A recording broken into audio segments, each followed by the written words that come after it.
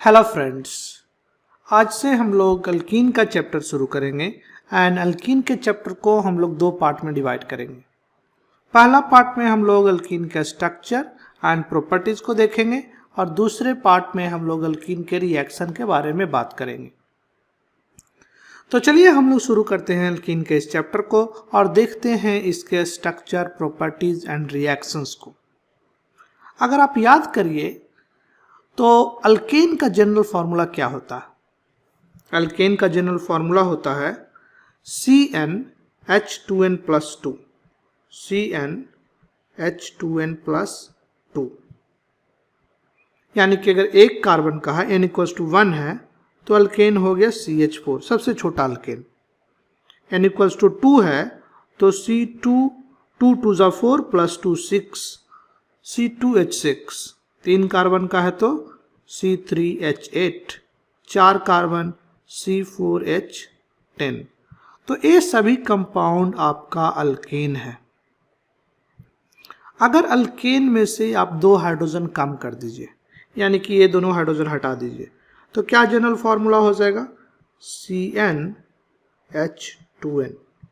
तो ये basically alkyne का फार्मूला है। एक कार्बन का अल्कीन अगर कहिएगा तो CH2 होगा, मगर एक कार्बन का कोई अल्कीन नहीं होता है क्योंकि इसमें कार्बन का वैलेंसी कंप्लीट नहीं है और साथ ही साथ अल्कीन होने के लिए हमें डबल बॉन्ड होना चाहिए। तो जो छोटा सा अल्कीन है वो कार्बन नंबर 2 से शुरू होगा, यानी जिसमें n का वैल्यू 2 है। तो n का वैल्यू 2 रखिएगा तो क्या हो जाएगा? C2H4। n का वैल्यू 3 रखिए, H6, 4 रख दीजिए, C4H8। तो ये सब आपका अल्कीन है।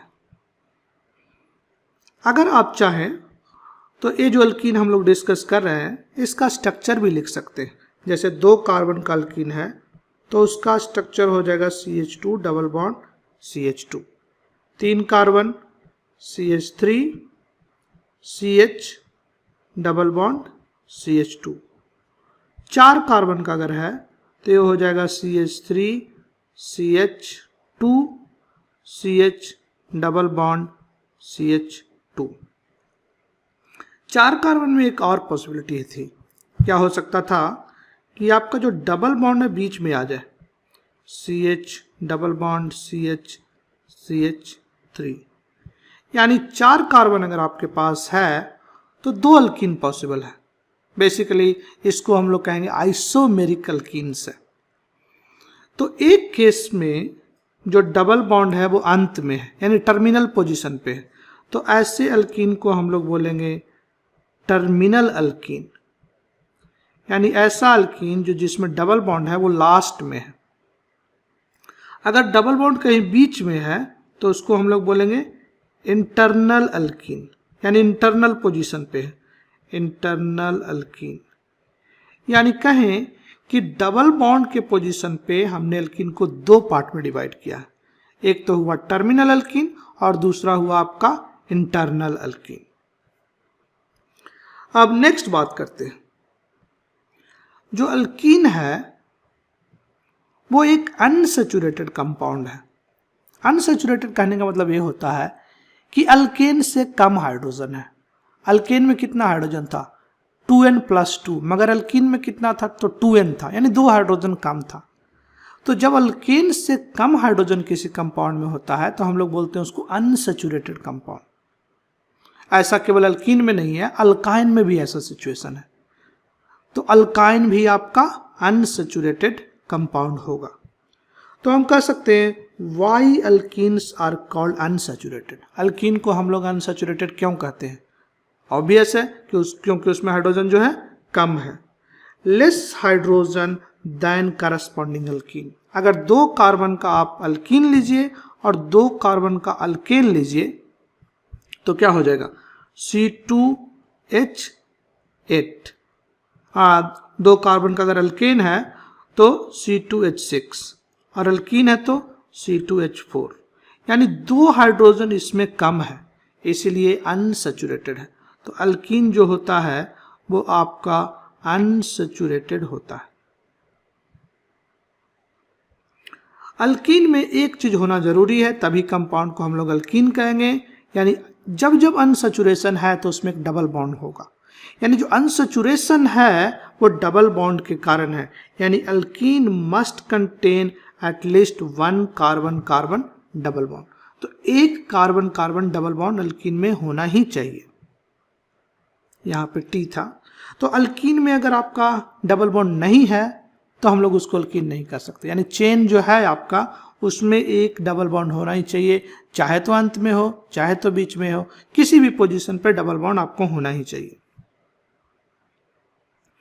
Briefly describe the hybridization of a typical alkene. कोई एक अल्कीन ले लीजिए और उसमें हाइब्रिडाइजेशन डिस्कस करिए। तो हाइब्रिडाइजेशन निकालना पहले भी जानते हैं, तो मान लीजिए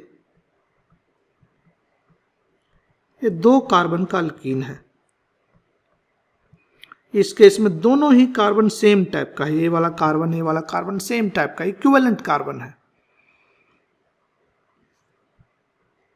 और आपसे पूछा गया है कि इस कार्बन का हाइब्रिडाइजेशन बताइए, किसी भी कार्बन का। तो कैसे करिएगा? हाइब्रिडाइजेशन निकालने के लिए हम लोग क्या करते हैं, जिस कार्बन का निकालना उस पर ग्रुप काउंट कीजिए। तो एक ग्रुप, दूसरा ग्रुप और तीसरा ग्रुप इधर है, तो इस कार्बन पे 3 ग्रुप लगा हुआ है। अगर 3 ग्रुप लगे होते हैं किसी कार्बन पे, यानी किसी भी सेंट्रल एटम पे, तो हाइब्रिडाइजेशन क्या होगा? sp2, मतलब एक s और 2 p मिलकर के sp2 हाइब्रिड ऑर्बिटल बनाएगा, यानी इसमें जो कार्बन का हाइब्रिडाइजेशन है वो sp2 है। सिमिलरली इस केस में भी हाइब्रिडाइजेशन जो होगा sp2 होगा, यानी अल्कीन में जो डबल बॉन्ड से रिलेटेड दोनों कार्बन है उस दोनों ही कार्बन का हाइब्रिडाइजेशन sp2 है। इसको हम लोग और डिटेल में थोड़ी देर बाद बात करते हैं। तो अल्कीन जो है, आप बेसिकली डेली ही अल्कीन से आपको सामना करना पड़ता है, सुबह से शाम तक आप अल्कीन के बारे में, आपका डेली लाइफ में अल्कीन यूज होता है। कहाँ कहाँ अल्कीन यूज होता है? आप नेचर में फूड में देखते हैं, फैट, ऑयल, विटामिन्स, हार्मोन्स, ये सारे जो हैं अल्कीन के बने हुए हैं। इतना ही नहीं, जब आप कोई प्लास्टिक यूज करते हैं, पॉलीथीन यूज करते हैं, वो भी आपका अल्कीन का ही पार्ट है। यानी अल्कीन डेली लाइफ में काफ़ी ही इंपॉर्टेंट तरीके से काफ़ी ही जगहों पे यूज होता है। कुछ अल्कीन का एग्जाम्पल देखते हैं, जैसे एक कंपाउंड जो है आपका वो एक अल्कीन है, क्योंकि यहाँ पे क्या है? एक डबल बॉन्ड है। इसी तरीके से दूसरा वाला चेन जो कि काफ़ी बड़ा ही कंपाउंड लग रहा, ए वाला भी आपका एक अल्कीन है, तो यहाँ पे क्या है? यहाँ पे डबल बॉन्ड है, तो ए भी बेसिकली एक अल्कीन का एग्जाम्पल है। सो नेक्स्ट में जो अल्कीन है उसका नाम है बीटा कैरोटीन, काफ़ी ही बड़ा मॉलिक्यूल है। इस अल्कीन में देखिएगा तो एक खूबी है। क्या खूबी है? कि यहाँ पे डबल बॉन्ड है, फिर डबल बॉन्ड नहीं है, फिर डबल बॉन्ड है, फिर डबल बॉन्ड नहीं है, फिर डबल बॉन्ड है, यानी अल्टरनेट पोजीशन पे डबल बॉन्ड है। शुरू से अंत तक कहीं भी जाइए, यहाँ पे है नहीं है नहीं है। सो यानी अल्टरनेट पोजीशन पे डबल बॉन्ड है शुरू से लेकर के अंत तक। अल्टरनेट डबल बॉन्ड, ऐसे सिस्टम को हम लोग बोलते हैं कंजुगेटेड सिस्टम, या हम लोग कहेंगे अगर single bond and double bond alternate है तो हम लोग कहेंगे जो मॉलिक्यूल है या जो बॉन्ड्स जो है वो कंजुगेशन में है। सो इसको हम लोग ऐसे लिख सकते हैं, the alternation of single and double bond is called conjugation. यानी हम कहेंगे इस केस में जो कंपाउंड है वो एक कंजुगेटेड कंपाउंड है, यानी इसमें डबल बॉन्ड जो है कंजुगेटेड है। अब हो सकता है कि 2 डबल बॉन्ड कंजुगेटेड है, 3 डबल बॉन्ड कंजुगेटेड है, बहुत सारा ही डबल बॉन्ड कंजुगेटेड है, ये डिपेंड करेगा मॉलिक्यूल पे। जैसे इस एग्जांपल में देखिए, यहाँ पे भी एक डबल बॉन्ड है, फिर नहीं है, फिर डबल बॉन्ड है, यानी ये एक सिस्टम है कंजुगेटेड सिस्टम। और इसमें कितना डबल बॉन्ड है? 2 डबल बॉन्ड है, तो 2 डबल बॉन्ड को हम लोग लिख सकते हैं डाईइन। तो बेसिकली ये क्या हो गया? एक कंजुगेटेड डाईइन हो गया। डाईइन मतलब 2 बार इन, इन मतलब डबल बॉन्ड, यानी ऐसा अल्कीन जिसमें 2 डबल बॉन्ड है और दोनों डबल बॉन्ड ही कंजुगेटेड है, यानी एक डबल बॉन्ड है, फिर डबल बॉन्ड नहीं है, फिर डबल बॉन्ड है। तो इस मॉलिक्यूल है का नाम जो है क्लोरोप्रीन है। क्लोरोप्रीन जो है एक कंजुगेटेड डाईन का एग्जाम्पल हो गया। जो रिएक्शंस होते हैं अल्कीन पे और कंजुगेटेड अल्कीन पे, ऐसे कहें, वो दोनों डिफरेंट होते हैं। इसीलिए कंजुगेटेड डाइन को पढ़ने के लिए एक दूसरा ही चैप्टर होता, जिसमें हम लोग कंजुगेटेड डाइन को अलग से पढ़ते हैं। तो कहने का मतलब ये हुआ कि अगर आपके पास एक अल्कीन है जिसमें डबल बॉन्ड है बट फिर डबल बॉन्ड है, बट इस दोनों के बीच में कोई कंजुगेशन नहीं है, इसमें कंजुगेशन है, कंजुगेशन नहीं है, क्योंकि यहाँ डबल बॉन्ड है, फिर सिंगल, फिर सिंगल, फिर डबल, इसमें कोई कंजुगेशन नहीं है। तो इसका जो रिएक्शन होगा, इसका जो केमिस्ट्री होगा, वो कंजुगेटेड वाले सिस्टम से डिफरेंट होगा। इसीलिए हम लोग कंजुगेटेड डबल बॉन्ड के चैप्टर को, कंजुगेटेड सिस्टम को अलग से सेपरेटली स्टडी करते हैं, मगर केवल डबल बॉन्ड को डिफरेंट टाइप से स्टडी करते हैं, क्योंकि रिएक्शन का टाइप बदल जाता है, मैकेनिज्म बदल जाता है। तो इसको हम समराइज कर सकते हैं, the reactions of conjugated compounds differ from compounds containing double bond separated by 2 or more single bonds। यानी कंपाउंड में डबल बॉन्ड तो है, मगर वो डबल बॉन्ड जो है कंजुगेटेड नहीं है, दो सिंगल बॉन्ड से या दो से ज्यादा सिंगल बॉन्ड से सेपरेटेड है, तो उस केस में उसको हम लोग डबल बॉन्ड की तरह ट्रीट करेंगे। मगर अगर कंजुगेशन है तो उसको हम लोग कंजुगेटेड डबल बॉन्ड की तरह ट्रीट करेंगे, और उसका जो रिएक्शन होगा डिफरेंट टाइप से होगा। तो जैसा कि हम पहले भी कह रहे थे, अल्कीन का जो आईयूपीएसी नोमेनक्लेचर है उसमें हम लोग सफिक्स इन लगा देते हैं। जैसे 2 कार्बन का है तो उसमें इन सफिक्स लगा देंगे, तो 2 में क्या हो जाएगा, इथाइलिन, या हम लोग उसको बोलते हैं इथीन। 3 में प्रोपीन, 4 ब्यूटीन। तो इन एक सफिक्स लगा देंगे लास्ट में अल्कीन का, जब हम नोमेनक्लेचर करेंगे। नोमेनक्लेचर को हम लोग बाद में और डिटेल में देखेंगे किसी दूसरे चैप्टर में। नेक्स्ट हम लोग देखेंगे structure and bondings of alkenes. Simplest alkene कौन है, जिसमें 2 कार्बन हो? The simplest alkene is C2H4, commonly known as ethylene. इसका कॉमन नेम है, जो चलता फिरता भाषा है उसमें हम लोग इसको इथाइलिन बोलते हैं। मगर आईयूपीएसी नेम इसका क्या हो जाएगा, इसका आईयूपीएसी में नोमेनक्लेचर हो जाएगा इथीन। जैसे यहाँ पे आपको हमने इथीन दिखाया है, ए है आपका प्रोपीन, इसमें कितना कार्बन है, 2 कार्बन, इसमें कितना कार्बन है, 2 और 1 3 कार्बन, इसलिए इसका नाम हो गया प्रोपीन। अब थोड़ा अल्कीन के हाइब्रिडाइजेशन के बारे में थोड़ा डिटेल में बात करते हैं, यानी कि उसका स्ट्रक्चर को जानने की कोशिश करते हैं। मॉलिक्यूल आप ले लीजिए, सिंपल सा molecule CH double bond CH। कुछ देर पहले कहा था कि इसका हाइब्रिडाइजेशन है जो sp2 है, और इस कार्बन का भी हाइब्रिडाइजेशन है sp2, यानी जो दोनों ही कार्बन है उसका हाइब्रिडाइजेशन sp2 है। तो चलिए इसका हम लोग ऑर्बिटल पिक्चर बना के देखते हैं कि कैसा मॉलिक्यूल दिखता होगा। तो यहाँ आपके पास कार्बन है, और इस कार्बन पे 3 sp2 लोब है, एक इधर हो गया, एक इधर हो गया sp2 लोब, और एक sp2 लोब इधर हो गया। तो ये सब आपका sp2 लोब है। दूसरे वाले कार्बन पे भी 3 sp2 लोब होगा, तो एक sp2 लोब इधर है, एक sp2 लोब इधर है, और एक sp2 लोब है जो इधर है। यहाँ पे इस दोनों के बीच में एक बॉन्ड बन गया, यानी ये जो है कार्बन कार्बन बॉन्ड, ये किसके ओवरलैप से बना है, ये बना है, सो इसको हम लोग कहें कार्बन कार्बन बॉन्ड। तो ये जो है sp2 हाइब्रिड ऑर्बिटल के ओवरलैप से बना है। अब देखिए यहाँ पे हाइड्रोजन भी है, तो हाइड्रोजन के पास s ऑर्बिटल है, तो एक हाइड्रोजन यहाँ है और इसके साथ ये बॉन्ड बना है। इसी तरीके से एक हाइड्रोजन यहाँ है, हाइड्रोजन यहाँ है, हाइड्रोजन यहाँ है, तो ये सब आपका हाइड्रोजन है, ये आपका यहाँ पे बॉन्ड बना रहा। तो इसका ओवरलैप क्या है, एक साइड तो आपका sp2 है, और हाइड्रोजन का कौन सा ऑर्बिटल है, s, यानी कि कार्बन हाइड्रोजन जो बॉन्ड बन रहा है वो sp2 और s के ओवरलैप से बन रहा है।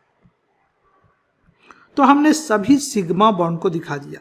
तो जितना भी बॉन्ड अभी तक दिखाए हैं वो कैसा बॉन्ड है, वो है सिग्मा बॉन्ड। कभी कभी इसको हम लोग सिग्मा फ्रेम भी कहते हैं। अगर आप कहिएगा तो ये जो सिग्मा फ्रेम है वो प्लेनर फ्रेम है, ये सारा चीज एक प्लेन में है। सो ये प्लेनर है, एक ही प्लेन में है सारा। इसको आप चाहे तो देख भी सकते हैं, इसको हम लोग यहाँ पे ऐसे दिखा सकते हैं। तो एक प्लेन आप बना लीजिए, ये आपका प्लेन है, यहाँ पे कार्बन है, एक कार्बन है, अंदर की तरफ जो है हाइड्रोजन जा रहा, बाहर की तरफ हाइड्रोजन आ रहा, यहाँ पे अंदर की तरफ हाइड्रोजन जा रहा, यहाँ पे बाहर की तरफ हाइड्रोजन आ रहा।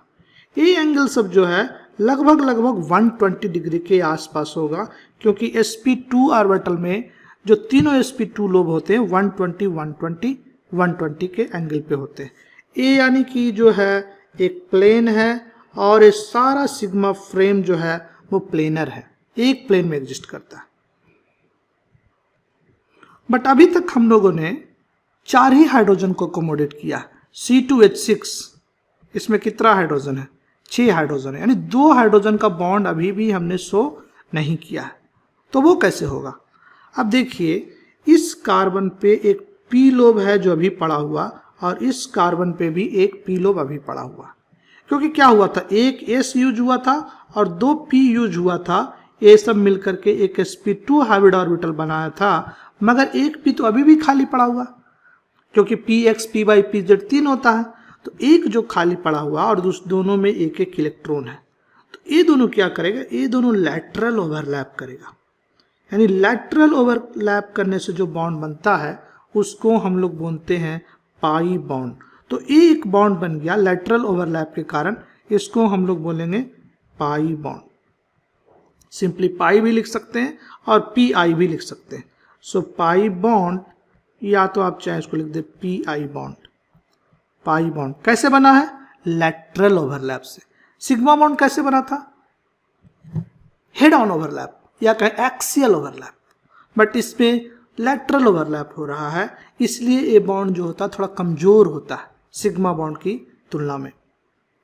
तो आप देखिए, जो पाई बॉन्ड है इस प्लेन के ऊपर है और इस प्लेन के नीचे है। अगर इसको आप चाहें तो कुछ इस तरीके से दिखा सकते हैं। ये हो गया आपका प्लेन, इसी चीज को हम फिर से बना रहे हैं। ये प्लेन है आपका, इस प्लेन में कार्बन कार्बन, हाइड्रोजन पीछे है, एक हाइड्रोजन आपका बाहर है, यहाँ हाइड्रोजन पीछे है और यहाँ हाइड्रोजन बाहर है। इस प्लेन के ऊपर एक पाई बॉन्ड है और इस प्लेन के नीचे एक पाई बॉन्ड है। तो ये आपका पाई क्लाउड है, यानी कार्बन कार्बन के बीच में डबल बॉन्ड है, एक बॉन्ड सिग्मा है और एक बॉन्ड जो है पाई है। यानी कार्बन कार्बन के बीच में अगर डबल बॉन्ड है तो एक बॉन्ड तो सिग्मा है, इसको ऐसे लिखते हैं, और दूसरा बॉन्ड क्या है? पाई बॉन्ड है। इसी सब चीज को हम लोग 3 डायमेंशन में कुछ ऐसे दिखा सकते हैं। आपका सिग्मा फ्रेम पहले था, तो ये सिग्मा फ्रेम है जिसमें ये सब जो है ग्रीन वाला वो क्या दिखा रहा?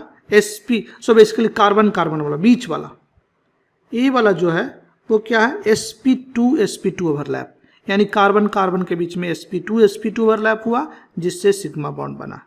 कार्बन हाइड्रोजन वाला जो बॉन्ड है वो sp2 और कार्बन का 1s, हाइड्रोजन का 1s के मिलने से बना है, यानी sp2 1s ओवरलैप से ये बॉन्ड बना। ए वाला बॉन्ड भी sp2s ओवरलैप से बना, ए बॉन्ड भी आपका sp2s ओवरलैप, ए वाला बॉन्ड भी है आपका sp2s 1s ओवरलैप से बना है। तो ये हो गया आपका सिग्मा बॉन्ड, सिग्मा फ्रेम। अब इसमें 2 p ऑर्बिटल, जैसा कि हमने पहले कहा, एक यहाँ पे पड़ा हुआ और एक यहाँ पे पड़ा हुआ, दोनों कार्बन पे एक एक p ऑर्बिटल पड़ा हुआ। अब यही दोनों जो p ऑर्बिटल है वो पाई बॉन्ड बनाएगा। सो 2 p orbital forms pi bond. ये 2p ऑर्बिटल है, दोनों में इलेक्ट्रॉन है, एक एक इलेक्ट्रॉन है, दोनों जाकर के एक बॉन्ड बना सकते हैं, और ये जो बॉन्ड बनेगा लैटरल ओवरलैप से बनेगा और पाई बॉन्ड होगा। तो यहाँ देखिए, ये दोनों के बीच में जब लैटरल ओवरलैप बना तो ऊपर में पाई क्लाउड और नीचे में पाई क्लाउड यहाँ पे आपको दिख रहा, एंड करस्पॉन्डिंग बॉन्ड को हम लोग पाई बॉन्ड कहेंगे। अगर ओवरऑल पिक्चर को स्पेस फिलिंग मॉडल में देखिए तो कुछ ऐसा दिखेगा।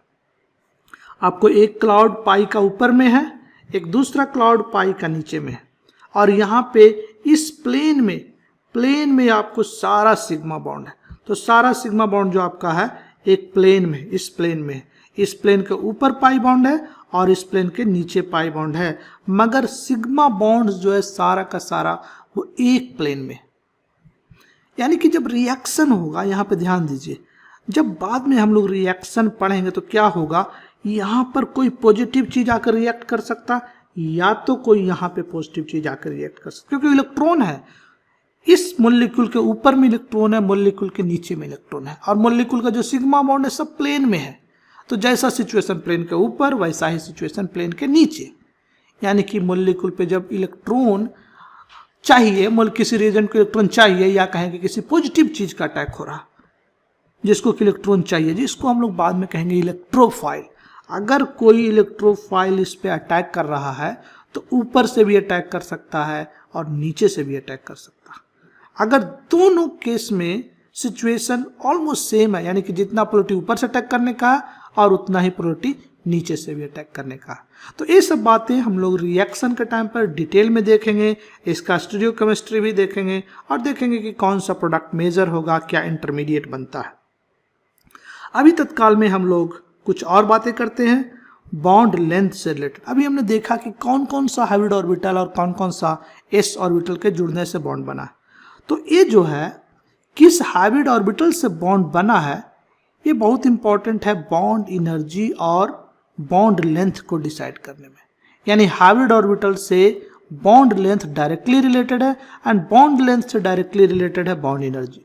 अगर बॉन्ड लेंथ कम है तो बॉन्ड एनर्जी ज्यादा होगा, बॉन्ड लेंथ ज्यादा है तो बॉन्ड एनर्जी जो है कम होगा। क्योंकि बॉन्ड अगर छोटा है तो उसको तोड़ने के लिए ज्यादा एनर्जी देना पड़ेगा, अगर बॉन्ड बड़ा है तो उसको तोड़ने के लिए कम एनर्जी देना पड़ेगा। तो चलिए हम लोग देखते हैं कुछ बॉन्ड लेंथ से रिलेटेड बातें। कहा जा रहा the carbon carbon bond length of ethene and ethane are 133 picometre and 154 picometre respectively, explain. तो आपको दो कंपाउंड दिया हुआ, एक तो इथेन, यानी कि इथेन हो गया आपका ए, जिसमें कि 3 हाइड्रोजन है, अल्केन हो गया ये, और दूसरा है इथीन, ये हो गया इथीन आपका। आपसे कह रहा है क्वेश्चन में कि इथीन में जो कार्बन कार्बन बॉन्ड लेंथ है, the carbon carbon bond length in ethene, ये है इथीन आपका। तो ए मोलिक्यूल है इथीन और ए मोलिक्यूल क्या है, अल्केन है, तो ये हो गया इथेन। एन मतलब अल्केन एंड इन मतलब अल्कीन। तो इस बॉन्ड का लेंथ है 133 पिकोमीटर एंड इस बॉन्ड का लेंथ है जो कार्बन कार्बन बॉन्ड लेंथ यहाँ है, उसका बॉन्ड लेंथ है 154 पिकोमीटर। यानी इथेन में ज्यादा है, बड़ा बॉन्ड है, मगर इथीन में छोटा है। इसको कैसे एक्सप्लेन करिएगा? इसको एक्सप्लेन करने का तरीका ये होगा कि इस कार्बन का हाइब्रिडाइजेशन क्या है, sp2, और इस कार्बन का हाइब्रिडाइजेशन नहीं, इसका हाइब्रिडाइजेशन sp2 नहीं है, इसका हाइब्रिडाइजेशन sp3 है। क्यों? क्योंकि इस कार्बन से कितना ग्रुप लगा हुआ, 1 2 3 और इधर 4, तो 4 ग्रुप, मतलब क्या हाइब्रिडाइजेशन होगा, sp3। तो इस कार्बन का हाइब्रिडाइजेशन sp3, इस कार्बन का भी हाइब्रिडाइजेशन sp3। यानी जो कार्बन कार्बन बॉन्ड बना है इस केस में, ए वाला बॉन्ड, ये जो कार्बन कार्बन बॉन्ड है वो sp3 के ओवरलैप से बना है। और इस केस में क्या है, इस केस में ये जो है sp2 है, अभी कुछ देर पहले हमने डिस्कस किया, और ए वाला भी आपका sp2 है। यानी इस केस में जो कार्बन कार्बन बॉन्ड बना है वो sp2 के ओवरलैप से बना है। अब आप हमको बताइए किसमें एस कैरेक्टर ज्यादा है, sp2 में कि sp3 में? sp2 में टोटल मिला के 100%, तो s को मिला करके 100 डिवाइडेड बाई 3 लगभग 33% एस कैरेक्टर है। एंड sp3 में कितना हो गया, total divided by 4 25% S character है। जिसमें ज्यादा एस कैरेक्टर होगा और न्यूक्लियस के क्लोज ज्यादा होगा, बॉन्ड छोटा होगा। इसीलिए इस केस में ओवरलैप sp2 से हुआ, एस कैरेक्टर ज्यादा है, यानी न्यूक्लियस के ज्यादा क्लोज है, यानी बॉन्ड छोटा है, इसलिए इसका लेंथ है 133 पिकोमीटर। मगर इस केस में जो है एस कैरेक्टर कम है, 25% एस कैरेक्टर है, यानी न्यूक्लियस से दूर है, यानी बॉन्ड लेंथ क्या हो गया, बॉन्ड लेंथ जो है बड़ा हो गया। यानी जैसे जैसे हाइब्रिडाइजेशन में एस कैरेक्टर कमेगा बॉन्ड लेंथ आपका बढ़ेगा। इस केस में आपका बॉन्ड लेंथ कम है क्योंकि sp2 ओवरलैप है, और इथेन के केस में बॉन्ड लेंथ जो है बड़ा है क्योंकि sp3 ओवरलैप है, 25% एस कैरेक्टर 25% एस कैरेक्टर का ओवरलैप है। बट इस केस में 33% एस कैरेक्टर का ओवरलैप है, 33% एस कैरेक्टर के साथ ज्यादा S character, close to nucleus, छोटा बॉन्ड। नेक्स्ट क्वेश्चन में आपसे कहा जा रहा, या फिर बॉन्ड लेंथ से रिलेटेड क्वेश्चन है, the CH bond length in ethene and ethane are respectively 107 picometer and 109 picometer. Explain. इसके पहले वाले प्रॉब्लम में क्या था, कार्बन कार्बन बॉन्ड लेंथ के बारे में बात किए थे। अब यहाँ पे कार्बन हाइड्रोजन के बारे में बात कर रहे हैं। जो बॉन्ड है कार्बन हाइड्रोजन, मॉलिक्यूल सेम ही है, एक 2 कार्बन का अल्केन है और एक 2 कार्बन का अल्कीन है। तो ये 2 कार्बन का आपका अल्केन है और ये 2 कार्बन का जो है अल्कीन है। आपसे क्वेश्चन में कहा जा रहा है कि जो इथीन है उसमें है 107, सो ए लेंथ आपको दिया हुआ, इथीन के केस में ए लेंथ जो है 107 पिकोमीटर, और जो इथेन है उस केस में जो कार्बन हाइड्रोजन बॉन्ड लेंथ है वो है 109 पिकोमीटर। यानी किस में ज़्यादा है, अल्केन के केस में ज़्यादा है और अल्कीन के केस में कम है। ऐसा क्यों हो रहा है, फिर से सेम ही चीज़ को हम लोग रिपीट करेंगे, सेम आइडिया। इसमें कार्बन का हाइब्रिडाइजेशन क्या है, इस कार्बन का हाइब्रिडाइजेशन sp3, और किसके किसके ओवरलैप से बना है, कार्बन हाइड्रोजन बॉन्ड है sp3 और 1s के ओवरलैप से बना है। इस केस में इस कार्बन का हाइब्रिडाइजेशन क्या है, sp2, यानी कार्बन हाइड्रोजन जो बॉन्ड है किसके किसके ओवरलैप से बना है, ए वाला बॉन्ड बना है sp2 और 1s के ओवरलैप से। किस में एस कैरेक्टर ज़्यादा है, इसमें जो है आपका 33% एस कैरेक्टर है और इसमें है 25% एस कैरेक्टर। तो जिसमें ज़्यादा एस कैरेक्टर होगा उसका बॉन्ड लेंथ क्या हो जाएगा, छोटा हो जाएगा। इसीलिए इस बॉन्ड का जो लेंथ है छोटा हो गया 107 पिकोमीटर, एंड इस बॉन्ड का लेंथ जो है बड़ा हो गया 109 पिकोमीटर। यानी ज़्यादा एस कैरेक्टर बॉन्ड छोटा, कम एस कैरेक्टर बॉन्ड बड़ा। इस बात को आप याद रखिए, और इस बात को निकालने के लिए आपको हाइब्रिडाइजेशन निकालना होगा और देखना होगा कि कौन कौन सा हाइब्रिड ऑर्बिटल या एटॉमिक ऑर्बिटल उस बॉन्ड को बनाने में पार्टिसिपेट कर रहा। इस केस में एस तो दोनों ही जगह था, 1s तो दोनों ही जगह था, वो तो कॉमन था, केवल अंतर क्या हो रहा था, एक sp2 और दूसरा sp3। तो आपको एक प्रॉब्लम और दिया गया है, इसमें कहा गया explain the bond length as shown in the figure below. आपको कुछ बॉन्ड लेंथ दिया गया, इस केस में ये जो कार्बन बॉन्ड है उसका बॉन्ड लेंथ आपको दिया है 154 पिकोमीटर, और यहाँ पे जो बॉन्ड है उसका आपको लेंथ दिया है 151 पिकोमीटर। आपको एक्सप्लेन करना है, कैसे कीजिएगा, सेम आइडिया लगाइए। पहले क्या करना पड़ेगा, हाइब्रिडाइजेशन निकालना पड़ेगा। ये बेसिकली अल्केन है, प्रोपेन 3 कार्बन का, और ये 3 कार्बन का अल्कीन है प्रोपीन। तो चलिए हाइब्रिडाइजेशन निकालते हैं। इस कार्बन का हाइब्रिडाइजेशन बता सकते हैं, अल्केन में कार्बन का हाइब्रिडाइजेशन ऑलवेज sp3, क्योंकि 4 ग्रुप लगा हुआ तो इसका हाइब्रिडाइजेशन sp3। इस कार्बन का हाइब्रिडाइजेशन फिर से एक बार sp3, इस कार्बन का भी हाइब्रिडाइजेशन जो है sp3 है, यानी दोनों कार्बन का हाइब्रिडाइजेशन sp3 है। यानी ये जो कार्बन कार्बन बॉन्ड है किसके ओवरलैप से बना, sp3 हाइब्रिड ऑर्बिटल के ओवरलैप से ए वाला बॉन्ड बना है। इसी तरीके से इस केस में बताइए, इस कार्बन का हाइब्रिडाइजेशन क्या होगा, sp2, क्योंकि 3 ग्रुप है, अल्कीन में हमने कुछ देर पहले कहा था sp2, और इसका क्या हो जाएगा हाइब्रिडाइजेशन, 4 ग्रुप लगा हुआ हाइब्रिडाइजेशन जो होगा sp3। यानी ये जो कार्बन कार्बन बॉन्ड है किसके ओवरलैप से बना है? ए बना आपका, एक साइड में तो sp2 है, दूसरे साइड में है sp3। तो sp2 sp3 ओवरलैप से ए बॉन्ड आपका बना है। अब बताइए किसका बॉन्ड लेंथ छोटा होना चाहिए? इसमें इस कैरेक्टर sp2 है, मतलब 33% एस कैरेक्टर। सो 33% एस कैरेक्टर है, और इस केस में क्या है? 25% एस कैरेक्टर। sp3 तो इधर दोनों साइड में कॉमन है, sp3 sp3। यानी इस केस में ज्यादा एस कैरेक्टर है। अगर एस कैरेक्टर ज्यादा है, बॉन्ड क्या हो जाएगा? बॉन्ड लेंथ जो है आपका कम जाएगा, छोटा हो जाएगा। इसलिए इस केस में बॉन्ड लेंथ जो है 151 पिकोमीटर है। एस कैरेक्टर यहाँ पे ज्यादा है, सॉरी एस कैरेक्टर यहाँ पे कम है, इसीलिए बॉन्ड लेंथ क्या हो जाएगा? बॉन्ड लेंथ ज्यादा हो जाएगा। तो बॉन्ड लेंथ आपका बढ़ जाएगा। अगर बॉन्ड लेंथ बढ़ गया, इसीलिए इस केस में जो बॉन्ड लेंथ है वो है 154 पिकोमीटर। तो धीरे धीरे आपको आइडिया लग रहा होगा कि जब हाइब्रिडाइजेशन चेंज होता है कार्बन का तो बॉन्ड लेंथ चेंज होता है। इसी तरह से बॉन्ड एनर्जी भी चेंज होगा। तो एक दो प्रॉब्लम हम लोग बॉन्ड एनर्जी से रिलेटेड करते हैं। तो आपको इस प्रॉब्लम में दिया हुआ है the carbon chlorine bond energy in chloroethane is 341 kilojoule पर मोल।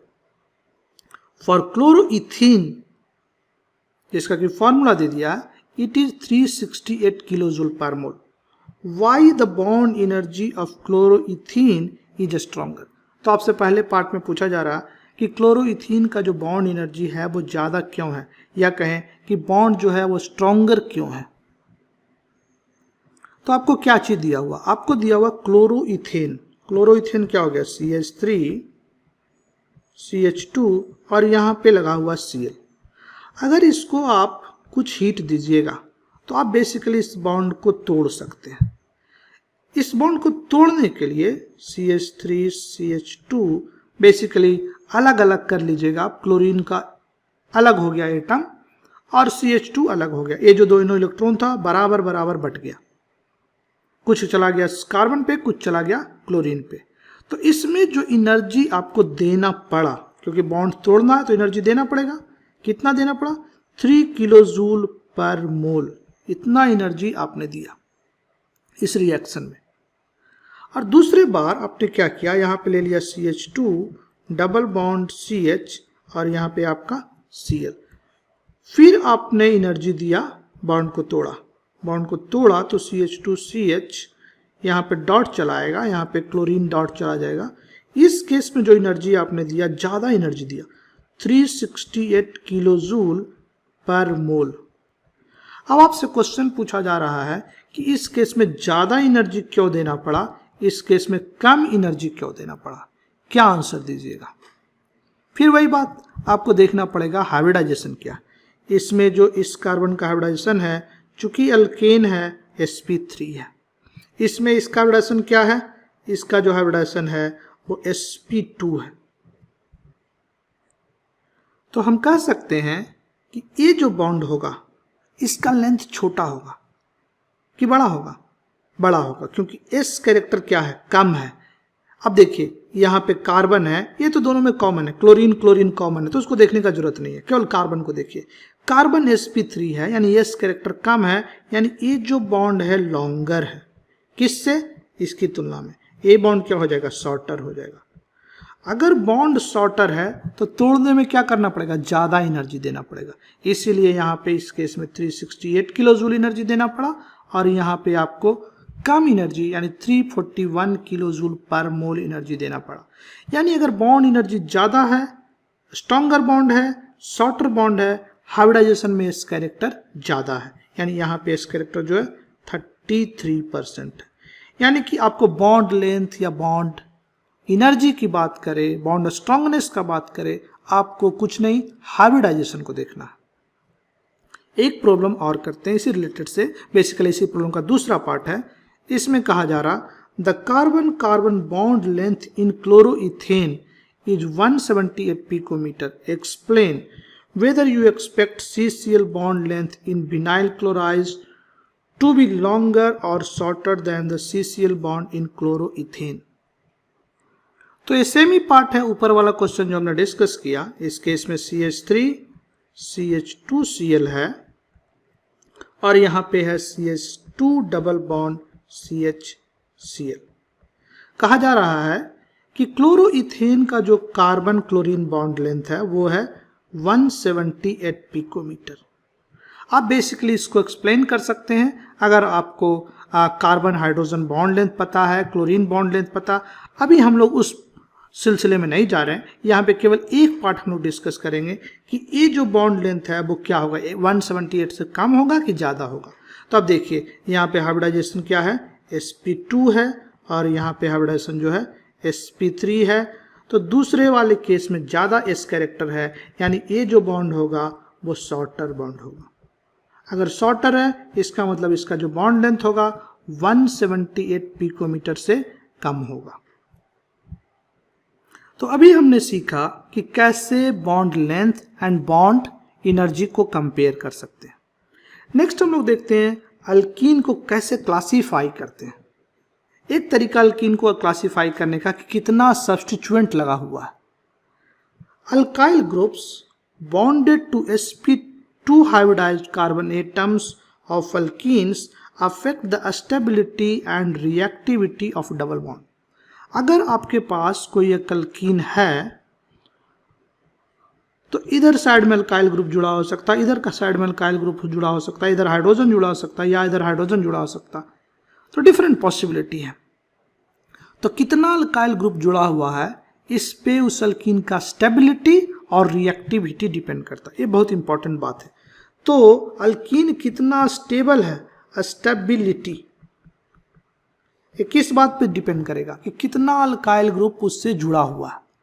साथ ही साथ उसका रिएक्टिविटी क्या है, क्या वो अल्कीन रिएक्टिव है कि नहीं है, ये भी बात जो है इस बात पे डिपेंड करेगा कि कितना अल्काइल ग्रुप डबल बॉन्ड से जुड़ा हुआ।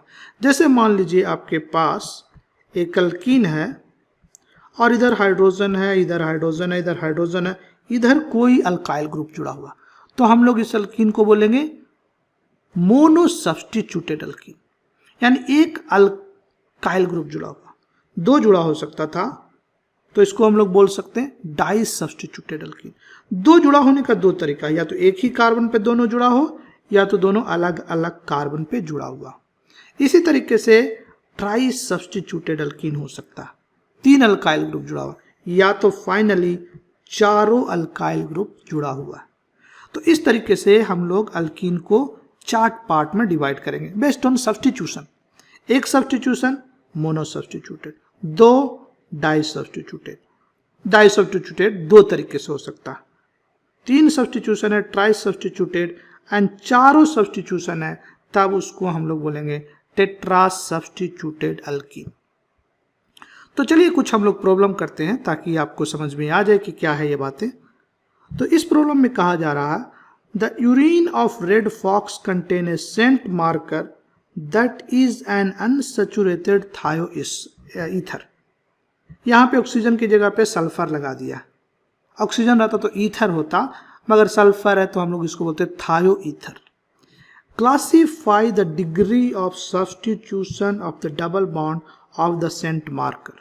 इस कंपाउंड में देखिए एक डबल बॉन्ड है, ए वाला जो है डबल बॉन्ड, इसको आपको क्लासीफाई करना है। क्या ये मोनो सब्स्टिट्यूटेड है, डाई सब्स्टिट्यूटेड है, कैसा है। अगर कुछ नहीं दिख रहा यहाँ, इसका मतलब यहाँ पे हाइड्रोजन, यहाँ पे क्या है हाइड्रोजन, और इधर आपका एक अल्काइल ग्रुप लगा हुआ और इधर भी आपका एक अल्काइल ग्रुप लगा हुआ। यानी कितना अल्काइल ग्रुप लगा हुआ, 2 अल्काइल ग्रुप। यानी कैसा हो गया ये हो गया आपका डाई सब्स्टिट्यूटेड अल्कीन। ये आपका जो अल्कीन है वो डाई सब्स्टिट्यूटेड अल्कीन है। इस प्रॉब्लम में आप बताइए कैसा है, कितना टाइप का सब्स्टिट्यूशन है। इसमें 3 डबल बॉन्ड है, तो इसमें कहा जा रहा classify each of the 3 double bonds of farnesene, a compound found in waxy coating of apples. तो इस केस में 3 डबल बॉन्ड है, तीनों डबल बॉन्ड को आपको क्लासीफाई करना, एक तो यहाँ है, एक यहाँ है, एक यहाँ। इसको मान लीजिए 1 कर लेते हैं, इसको 2 कर लेते हैं, इसको 3 कर लेते हैं। कुछ नहीं दिख रहा, यानी यहाँ पे हाइड्रोजन है। कितना अल्काइल ग्रुप है? एक इधर और एक इस साइड में। तो कितना टोटल हो गया? 3 अल्काइल ग्रुप, यानी पहला वाला जो आपका है वो है ट्राई सब्स्टिट्यूटेड। दूसरा वाला आप खुद से बताइए। यहाँ पे हाइड्रोजन है, एक ग्रुप इधर लगा हुआ, एक ग्रुप इधर लगा हुआ, एक ग्रुप इधर लगा हुआ। तो दूसरा वाला भी आपका कैसा है? Try substituted.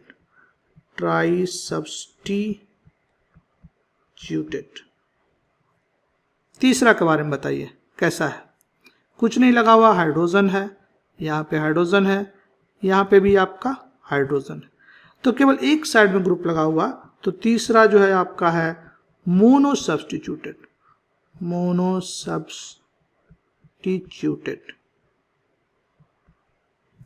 तो ये हो गया डिफरेंट टाइप का अल्काइन का क्लासिफिकेशन, अल्कीन का classification based on number of substituent. आपका साइक्लिक कंपाउंड में भी ऐसा सब्स्टिट्यूशन हो सकता है, जैसे कि आपको कुछ एग्जाम्पल दिया गया है, हर केस में आपको बताना है। Classify each double bond in the following isomeric dance. ये डाइन्स है और सब आइसोमेरिक है। सब में आप देखिएगा तो सेमी नंबर कार्बन है, सेमी हाइड्रोजन है। तो आइसोमेरिक डाइन, सब में 2 डबल बॉन्ड, 1 2 1 2 1 2 1 2। सो सब डाइन है और सब में डबल बॉन्ड है। इस केस में जो क्वेश्चन है वो आपसे ये पूछा गया, which compound contains conjugated double bond. आप याद करिए, कंजुगेटेड डबल बॉन्ड के लिए क्या होना चाहिए था? एक डबल बॉन्ड हो, फिर नहीं हो, फिर हो। यानी कैसा सिस्टम है ये जो सिस्टम है कंजुगेटेड है। कंजुगेटेड और कितना डबल बॉन्ड है? 2। तो इसको हम लोग बोल देंगे कंजुगेटेड डाइन। इस केस में एक डबल बॉन्ड है, फिर नहीं है, फिर है। यानी क्या हो गया? ये भी एक कंजुगेटेड सिस्टम है। यानी ये भी जो है आपका कंजुगेटेड डाइन। नेक्स्ट वाला बताइए। इस केस में यहां है, फिर नहीं है, फिर नहीं है। यानी कि 2 डबल बॉन्ड हो गया, या कहें कि 2 सिंगल बॉन्ड हो गया, उसके बाद डबल बॉन्ड है। यानी ये अल्टरनेट नहीं है। सो ए नॉन कंजुगेटेड सिस्टम है, not a conjugated system, not a conjugated system. और कहेंगे नॉट ए कंजुगेटेड डाइन। इस केस में फिर वही सिचुएशन, यहाँ पे नहीं है, यहाँ पे भी नहीं है। तो ए भी जो है नॉट ए कंजुगेटेड डाइन, क्योंकि 2 डबल बॉन्ड है, नॉट ए कंजुगेटेड डाइन। तो आज के वीडियो में हम लोग इतना ही रखते हैं। आज के वीडियो में हमने देखा कि डबल बॉन्ड को हम लोग कैसे डिवाइड कर सकते हैं, उसका हाइब्रिडाइजेशन क्या है, उसका बॉन्ड लेंथ क्या है, उसका बॉन्ड एनर्जी क्या है, उसमें कितने तरह का सब्स्टिट्यूशन हो सकता है, और कंजुगेटेड डबल बॉन्ड क्या है। सो इन सब चीज़ों को शुरू में हम लोग इनिशियली पढ़ेंगे, जिसका कि बाद में रिएक्शंस में हम लोग यूज़ करेंगे। आशा करते हैं कि आपको ये वीडियो अच्छी लगी होगी। अगर अच्छी लगी तो अपने दोस्तों के बीच शेयर करिए, वीडियो को लाइक कीजिए, चैनल को सब्सक्राइब कीजिए, और फिर हम मिलते हैं आपसे एक नए वीडियो में एल्कीन के कुछ और प्रॉपर्टीज को लेकर के। नेक्स्ट वीडियो में हम लोग एल्कीन के में कैसे अनसैचुरेशन फैक्टर निकालते हैं, इसको भी देखेंगे। तब तक के लिए best of luck, thank you, take care, bye.